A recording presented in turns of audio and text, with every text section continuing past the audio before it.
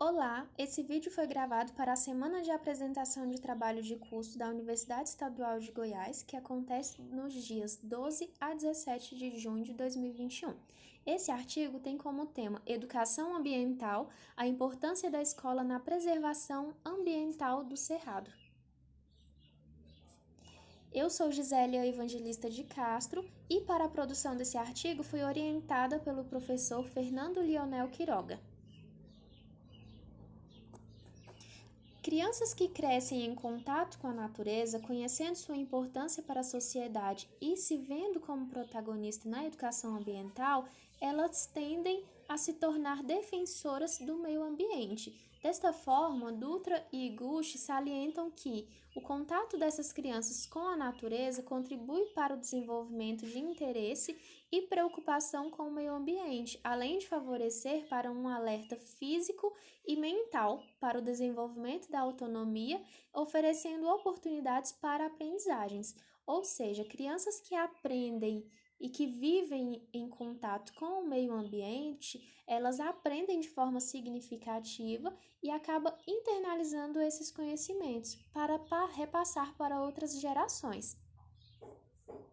Ou seja, os conhecimentos adquiridos na educação ambiental acerca da preservação da biodiversidade de espécies em nossa fauna e flora podem fazer parte da vida dos estudantes, sendo esses conhecimentos repassados de geração para geração, ou seja, essas crianças elas internalizam esses conhecimentos e podem repassar para seus filhos, netos e assim por diante, ou até mesmo em suas casas. O que elas aprendem na escola, elas chegam em casa e podem ensinar para seus irmãos, primos, pais, avós, entre outros. Por isso que a educação ambiental ela é muito importante de ser trabalhada no decorrer das aulas. Entre os objetivos deste artigo, buscamos compreender a importância da escola para a formação de estudantes mais conscientes, preocupados com o bioma cerrado e com as gerações futuras, além de evidenciar quais os principais benefícios da utilização dos parques urbanos nas escolas, ou seja, nas atividades escolares. Porque a escola ela atua como uma mediadora no processo de ensino e aprendizagem. Então, de que forma que a escola pode contribuir para que haja mais estudantes conscientes e preocupados com o meio ambiente? Foi o que objetivamos identificar nesse artigo.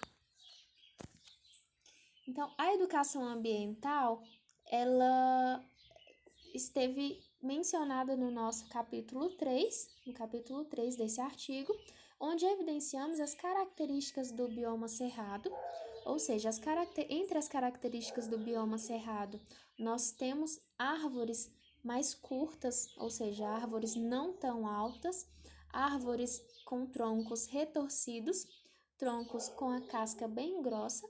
Essa casca grossa, ela é responsável por manter a saúde daquela árvore enquanto houver queimadas. Por quê? Porque aqui no Cerrado, o clima é bastante quente e seco na maior parte do ano.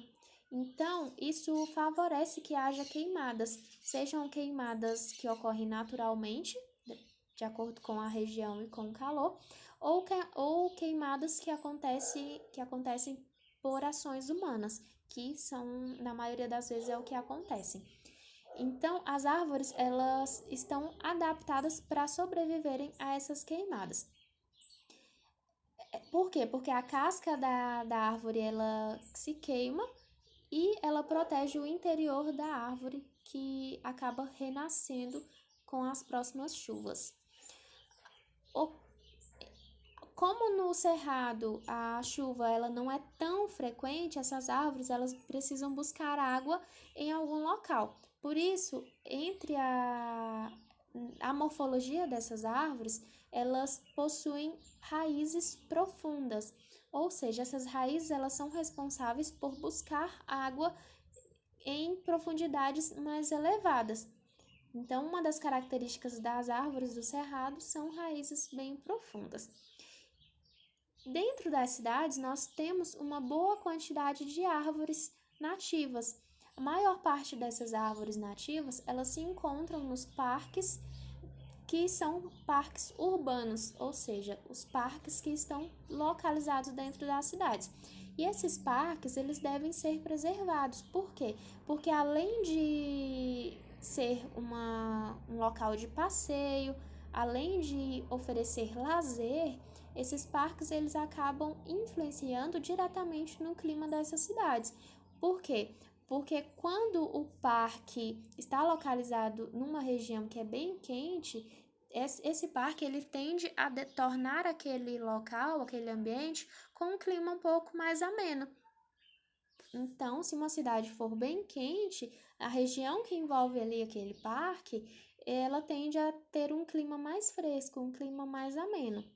Além disso, a educação ambiental, ela deve estar sempre aliada à preservação desses parques para que as árvores nativas do cerrado não se percam, para que os animais que ali vivem, para que eles não sejam extintos, e assim sucessivamente. Por isso, a educação ambiental ela deve estar presente nas escolas, não somente nas aulas de ciências ou biologia. Ela deve estar integrada na escola num todo, no geral.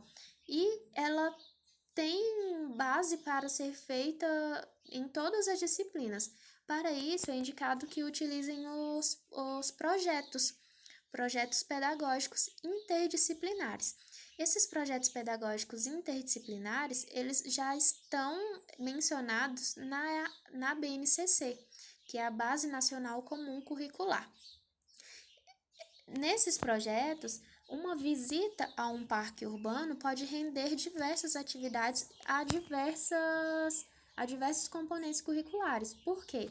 A partir da visitação, o estudante ele pode produzir um texto para a disciplina de língua portuguesa, ele pode fazer uma produção de gráficos e tabelas com a quantidade de árvores que ele viu, com a quantidade de animais que ele viu, quantas espécies que tem naquele local. Então, ele pode fazer gráficos e tabelas para a disciplina de matemática, ele pode utilizar-se da localização geográfica daquele parque e também na disciplina de ciências e biologia em si, que vai trabalhar as espécies, a importância da preservação, entre outros quesitos relacionados a esse parque. Então, uma visita ao parque urbano não é importante só para a disciplina de biologia ou para a disciplina de ciências, é importante para a escola num todo e deve ser estimulada na escola em si.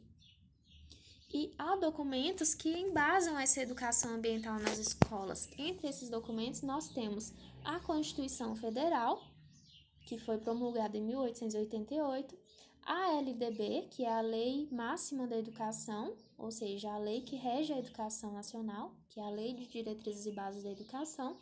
Nós também temos os parâmetros curriculares nacionais, que davam dicas de como trabalhar, davam dicas e orientavam os professores como trabalhar esses temas transversais e outros temas nas escolas. E esses parâmetros, esses PCNs, eles foram lançados em 1992. Com isso, com o passar do tempo, tornou-se um tanto ultrapassado. Mesmo que ainda possa ser aproveitado, há temas e ideias que se modificaram com o decorrer do tempo. E com isso surgiu então a necessidade de reformular. E assim surgiu então a BNCC, que é a Base Nacional Comum Curricular. E a BNCC, ela orienta todos os estados a fazer o seu próprio currículo. Por quê? Porque o estudante ele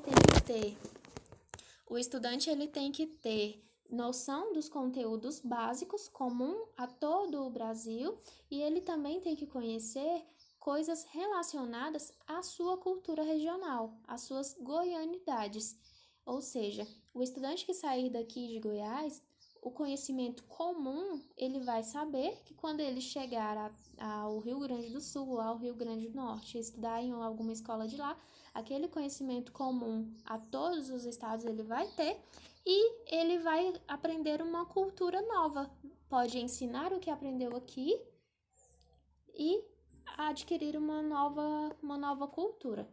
Então, a cultura goiana, ela deve ser trabalhada, ela deve ser difundida.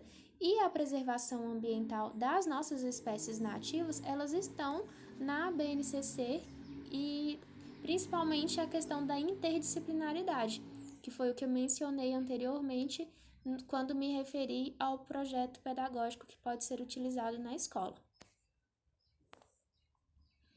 Aqui eu mostro uma figura de um passeio que fiz com o pessoal da turma do IFG. No primeiro ano da faculdade, participei de um evento lá no IFG e eles nos proporcionaram uma visitação ao Parque Ecológico Municipal da Mata da Bica, em Formosa, Goiás. Então, à esquerda, nós temos a vegetação nativa do cerrado, vegetação de mata fechada, e à direita nós temos uma nascente que fica dentro do Parque Municipal da Mata da Bica. Essa nascente, ela é a nascente do córrego Josefa Gomes, uma das nascentes do córrego Josefa Gomes. E o córrego Josefa Gomes, ele torna-se um dos afluentes do Rio Preto. Então, o Rio Preto, que abastece toda a cidade de Unai, tem como um dos seus afluentes o córrego Josefa Gomes. Daí mais um motivo para a gente preservar ainda mais esse Parque Municipal da Mata da Bica. Então, para a realização desse artigo, nossos estudos eles partem da análise de artigos e legislações que estão relacionados à educação ambiental e também à preservação da fauna e flora no Cerrado, fazendo então um recorte acerca do posicionamento de diversos autores. O Parque Ecológico Municipal da Mata da Bica, que é citado nesse estudo, ele abriga inúmeras nascentes, necessitando então de atenção e cuidados ambientais, além da melhoria com a qualidade de vida dos que ali transitam. Ou seja, esse parque ele possui importância fundamental para a manutenção do córrego Josefa Gomes, entre outros afluentes, como foi mencionado anteriormente. O desmatamento no Cerrado ele tem aumentado significativamente com o passar dos anos, e isso se dá por diversas ações, sendo essas ações humanas ou não. Então, desta forma, nós podemos considerar que a preservação ambiental ela deve estar inserida no contexto educacional e na vivência diária dos estudantes. O cerrado ele se encontra em constante degradação, seja por fenômenos naturais ou por ações humanas, e também é necessário que haja maior empenho das escolas para que haja a conscientização de estudantes através de projetos, visitas a parques, aulas diferenciadas, entre outras ações que possam ser significativas nesse processo de aprendizagem dos estudantes, para que esses estudantes eles internalizem esses conhecimentos e que, consequentemente, passem adiante, além de manter a sua preservação ambiental, de colocar em prática a preservação ambiental, repassar adiante aos seus colegas, irmãos, primos, filhos, netos, entre outros. Bom, aqui temos o nosso referencial teórico. Agradeço o professor Fernando pela orientação, professora Mara por tudo que fez para nós durante o curso. Abraços e até mais.